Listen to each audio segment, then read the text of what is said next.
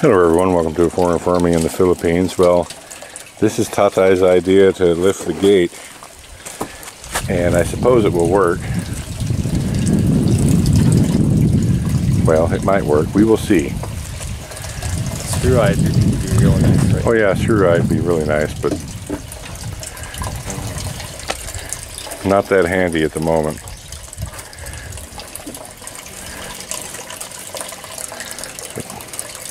You want to try, Tatay? No, we put nails. Nails? What are you going to put nails in? Yeah. I think that's how he's going to fasten it to the. He's going to keep the rope on boards.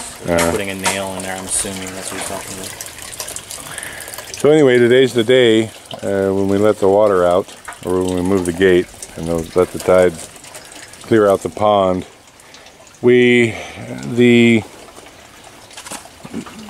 The entrance that we dug down there worked. Jason said the height of the pond was, what, 5-6 inches higher when you were out here day before yesterday. But of course, it's all leaked out since then. We have to get the leaks in that bank down there fixed because it's not leaking much here. Jason says the leaks that we can see are in this gate are just that's the leaks. And that's not that much water. There's on that side, on the left side, there's another one a little bit further down, but it's, like I said, it's no less than... Not significant. It's 100 gallons an hour, if that. Yeah, and that, you know, we're losing 100,000 gallons every day or two. And those are the leaks down there. But we got to start somewhere. So who's this fella? Oh, and this gentleman here, I do not know his first name, but this is Jen's father. I always forget Jen's father's first name. He's got a very unique name. But this is Tatay, and this is Papa. Tatay and Papa. This is Papa, and this is Tatay. So there's a difference.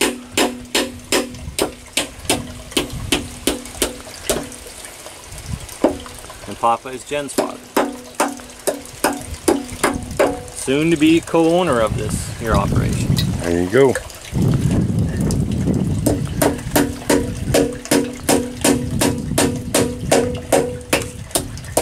Like we should have a block for you. Use some mechanical advantage to get that out. That's going to be just a bear.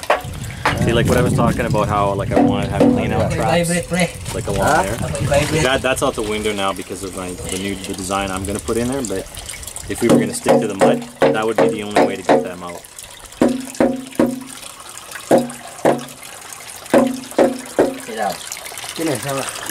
Wala na.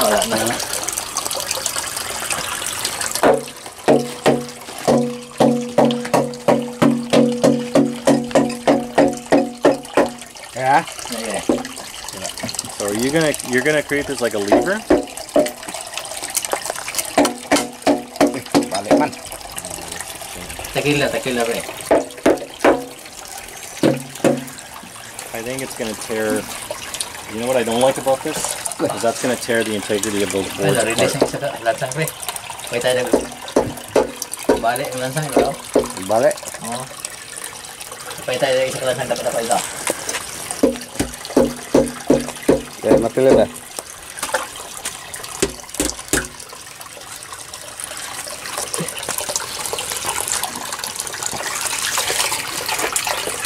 But I think we're going to have to use the bar from the bottom.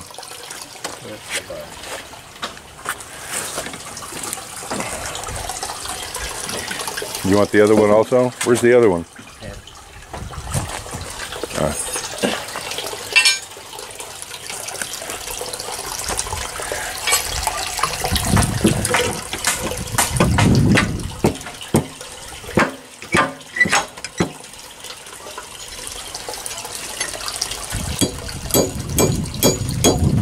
Jalan sang dre. Ya dre.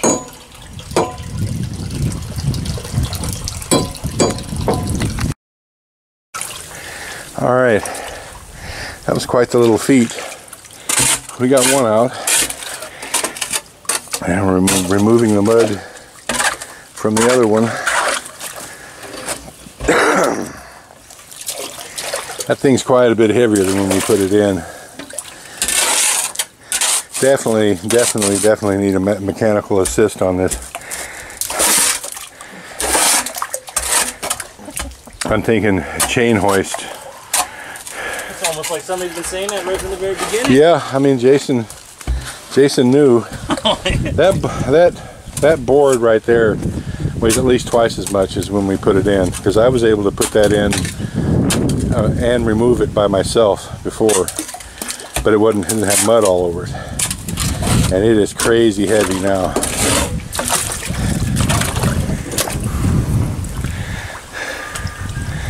Forgive me, Brian, I'm gonna start mine here.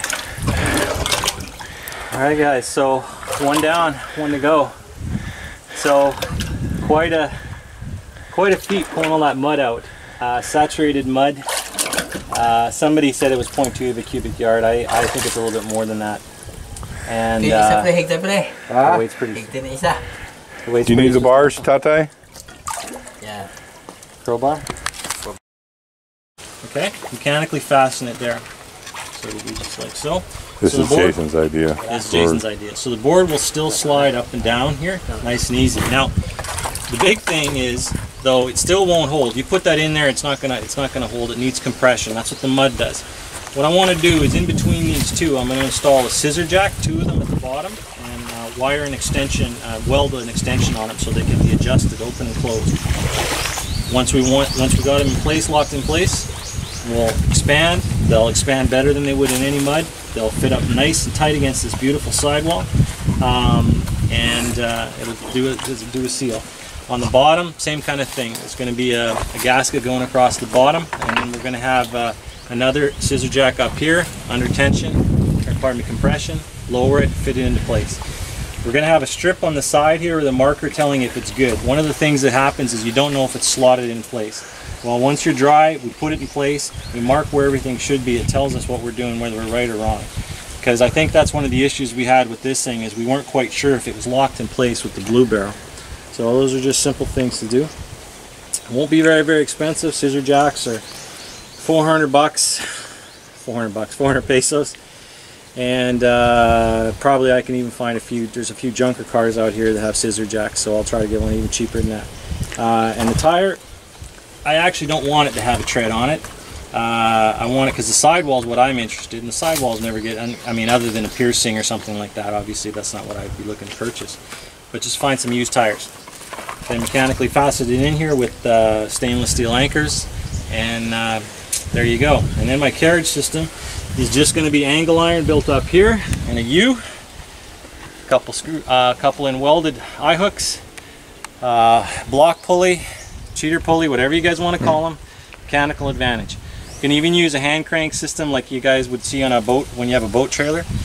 Brian says, no, I have an electrical and we're going to do electrical and all that stuff. So we're going to go electrical. That's fine. Because I mean, I just told him, I said, I like pushing buttons too rather than cranking. But this has the Benabino manual. It's not going to cost a lot and it will seal. Furthermore, and I was talking with him yesterday, is we got that blue barrel. So now we have a round conduit because it's cemented in place. The diameter of that barrel is going to be roughly around 52 centimeters. On Shopee, coming out of China, they sell these airbags that are made for stopping water. They put them in pipe and conduit, and it's something that I was talking with a water technician about. He says that's what they use. So we're going to have a tertiary restraint system, 1, 2, and 3, and we will not lose a drop of water. And it's not going to cost a fortune. It's a little bit different. It is still going to be using a nutritional board system, but the big thing is, guys, you should have saw the trouble we had getting this lifted. If we hadn't used mechanical advantage, there's no way in hell we would have got this in. And that was 4 men grunting all we could do for like an hour, and that's the whole thing. And these are the boards put together. I mean, an hour for 4 guys just to get. And this, remember, this has to be done every 10 days or so. Yeah. And or if we have an issue, if we have a nitrogen or ammonia spike or something gets in the water, a predator, whatever. And it's not just that. So say that we had to put these boards back in, that we were going to do this way again. Now we've got to go get 2 or 3 wheelbarrows of mud, lug it out of the pond, and put it in, and it's a lot of work. And Jason's got he has improved upon my idea, because my idea before was just to put the rubber on the boards. But again, you run the risk of it tearing and coming loose from the board. Jason has improved upon the rubber idea by just securely fastening it into the grooves itself. Right here. And that's like a slim bolt, and so it won't butt up against that. I was thinking as well, get like I think they call them the plastic dome screws, like just covers. Yeah. So that because this thing, like the one thing is, once we put it in place and once we have a carriage on top, it will lower relatively straight. But there are times when it's going to get askew, and I don't want to hit in a bolt and get caught. So if those bolts have the rubber stopper on the top of them, it'll just slide off it and keep going. And that's what I want to have done here. So, and yeah, you know what? We're thinking we got it. I mean, this is sort of my statement on it, and if it doesn't work, well, I'll take all the slings and the arrows. But I do think it'll work, and it's just a better system than putting mud here, guys. Like, you just have no idea how much hassle it is dealing with this mud. And we don't want to say a bad word, but guys, this mud, it doesn't smell like mud. It smells like something else. And yeah. It ain't roses. It ain't roses. It's the stuff that you put on the roses to grow roses. Yeah. So anyways, I'm going to call her here, and so this is where we dug out Monday, I believe. And so you can see that the water's coming in. And so when Jason was here Tuesday, I believe, this pond was several inches deeper than what it is right now. So just having something like this and leaving it like this, but with a little bit higher maybe, will keep the pond topped off in the future if we decide we want to do it that way. Even if we have the check closed. Yeah, even if the check is closed. And the water can come in, but as the tide goes out, there's a certain level to where it, you know, depending on how high this little bank here is, the water can't go out. So it's like a one-way valve thingy, and I'm liking it. What I'm not liking at the moment is all the leaks we have in that dike down there, where we lost 5 inches of water in 3 days.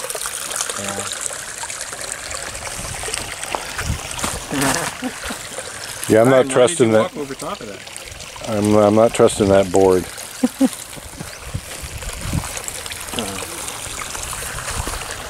It made a funny, not so hilarious sound when I walked across it the first time. Alright guys, well, we're bugging out of here. The tide's still coming in. Still a lot of inflow right there. And still good inflow coming in through the barrel. We have no measure here. This is supposed to be a 1.71 meter tide, but I don't know how high that is on the bank.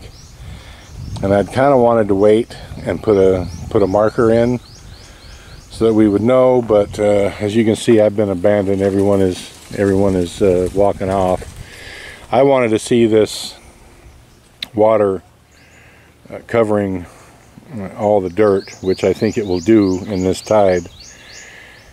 This is supposed to be a 1.71 meter, which I think will come very close to covering all this soil, if not covering all of it. Saturday is supposed to be a 1.83 meter tide, which I'm quite sure will cover it all. On Sunday a 1.85, and then Monday a 1.83 again. And probably Monday is when we're going to block this off again, and we'll try to capture that water. And we're going to put the fertilizer in and begin to start taking the mud out. And I have a contraption that I've come up with in my head anyway, and we're going to try to implement it as a really fast way to get this mud out of here, using that little 5 horsepower, 6.5 horsepower, whatever it is, motor off the corn grinder, and some rope and some pulleys, and try to get this mud out faster so that we can dig this out as fast as 3 or 4 men out there can dig.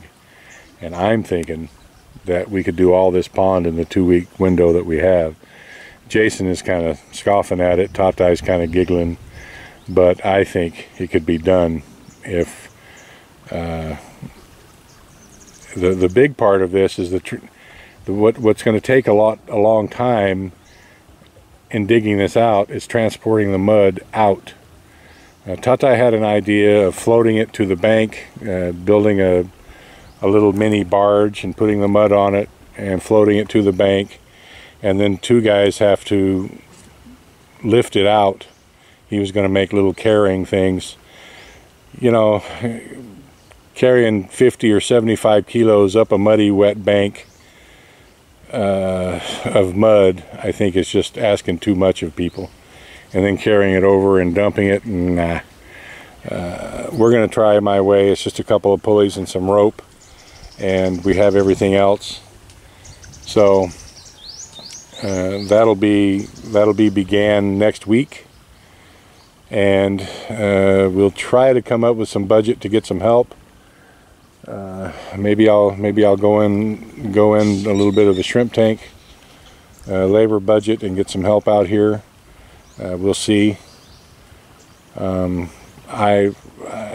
leaning towards it's just as important to get this pond dug out as it is to get the shrimp tank built.